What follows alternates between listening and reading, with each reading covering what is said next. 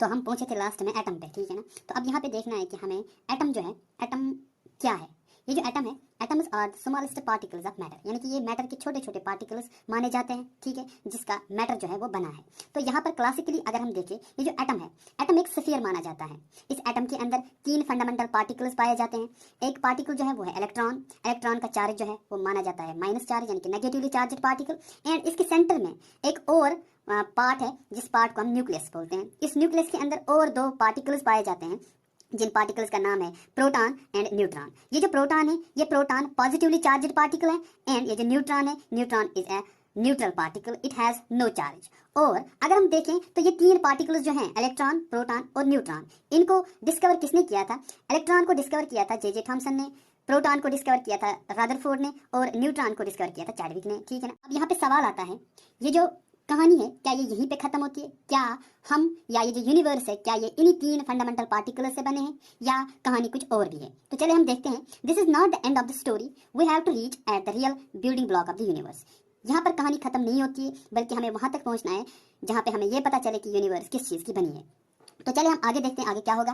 तो यहाँ पे आप देखिए, इलेक्ट्रॉन, प्रोटॉन एंड न्यूट्रॉन, ये जो 3 पार्टिकल्स हैं, इन पार्टिकल्स को हम फंडामेंटल प्रॉपर्टी ऑफ मैटर भी कहते हैं, ठीक है ना। तो यहाँ पे एक और क्वेश्चन भी आता है कि क्या अगर प्रोटॉन, न्यूट्रॉन और इलेक्ट्रॉन ये हिस्से हैं किसके? एटम के, तो क्या प्रोटॉन और न्यूट्रॉन भी किसी चीज के बने हैं? Yes, they are made up of quarks.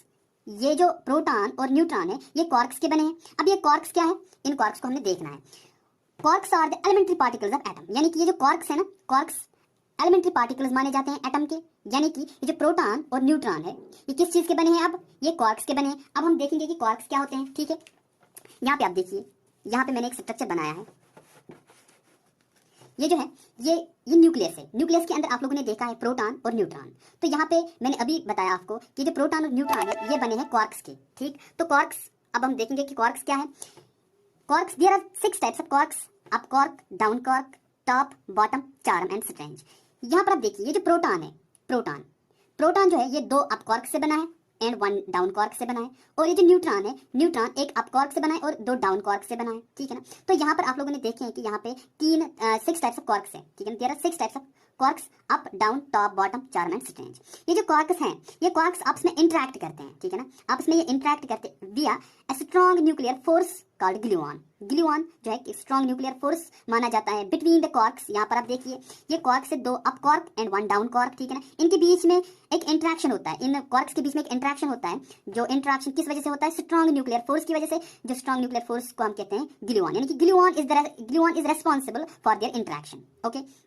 तो अब यहाँ पे क्वेश्चन आता है कि ये जो बाकी की 4 क्वार्क्स हैं, यहाँ पर आप लोगों ने 2 ही क्वार्क्स देखे हैं, प्रोटॉन और न्यूट्रॉन के अंदर। बाकी जो 4 क्वार्क्स हैं, ये इसके अंदर क्यों नहीं है? क्योंकि ये जो 4 बाकी क्वार्क्स हैं, दे आर अनस्टेबल क्वार्क्स। आर ऐसा कह सकते हैं हम कि ये जो बाकी 4 क्वार्क्स हैं, इनको आप कार्बन कॉपी मान सकते हैं अप एंड डाउन क्वार्क के, ठीक है, ओके। इसके बाद देखेंगे हम यहाँ पर कि ये जो एटम है, एटम का स्ट्रक्चर हमने पढ़ा अभी। एटम जो है, एटम के अंदर हमने न्यूक्लियस पाया, ठीक है ना, और इलेक्ट्रॉन उसके इर्द गिर्द है, ठीक है ना। यहाँ पर आप देखिए, इलेक्ट्रॉन इसके इर्द गिर्द है। यहाँ पे हमने ये जो सेंटर वाला पार्ट है, इसको यहाँ पर लेकर आए हम। तो ये जो सेंटर वाला पार्ट है, ये न्यूक्लियस है। न्यूक्लियस किस चीज के बने हैं? ये बने हैं न्यूक्लियॉन से, यानी कि प्रोटॉन एंड न्यूट्रॉन, ठीक है ना। अब ये जो प्रोटॉन और न्यूट्रॉन है, ये किस चीज के बने हैं? ये बने हैं क्वार्क्स के, ठीक है ना। अब क्वार्क्स किस चीज के बने हैं? उस पार्टिकल को अभी पाया नहीं गया है, ठीक है ना। यहाँ पे क्वेश्चन मार्क आप लोग देख रहे हो। क्वेश्चन मार्क क्यों है? क्योंकि ये पार्टिकल्स अभी पता नहीं चले कि क्वार्क्स किस चीज के बने हैं, ठीक है ना। तो अभी तक कहानी यही है, ठीक है ना। अब इसके और भी कुछ पार्टिकल्स हैं, ठीक है ना। अब हम देखेंगे कि वो पार्टिकल्स क्या है।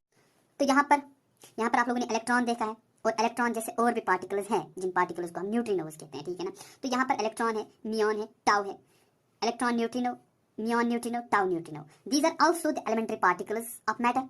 ये भी एलिमेंट्री पार्टिकल्स है मैटर के, ठीक है ना।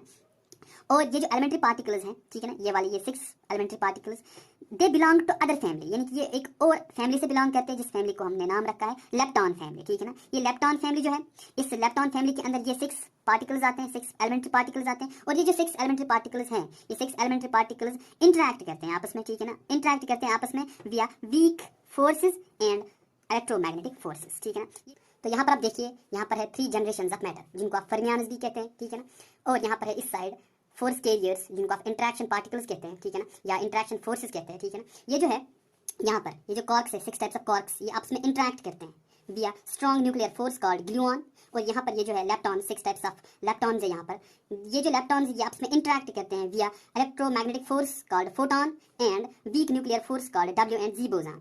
तो ऐसा कहा जाता है कि we and the universe is made up of these elementary particles. और ये जो पूरा टेबल है, इस पूरे टेबल को हम कहते हैं standard model of elementary particles, और you can call it as new periodic table. ये जो टेबल है, इस टेबल को हम न्यू पीरियडिक टेबल कहते हैं, क्योंकि इसके बाद हमने ढूंढना है कि what we are made up of. तो इसके बाद जो आने वाला वीडियो होगा वो इसके ऊपर होगा कि ये जो पार्टिकल्स हैं, एलिमेंट्री पार्टिकल्स, चाहे आप कॉर्क्स की बात करें, चाहे आप लेप्टॉन्स की बात करें, ये आपस में इंटरेक्ट क्यों करते हैं और कैसे करते हैं, एक तो उसके ऊपर आएगा। दूसरा यहाँ पर आप देखिए ये जो है H, this is called the Higgs boson. तो ये हिग्स बोसान क्या है, इसका क्या काम है, तो इसके ऊपर भी आएगा वीडियो, ठीक है ना। तो तब तक के लिए दीजिए इजाजत, खुदा हाफिज।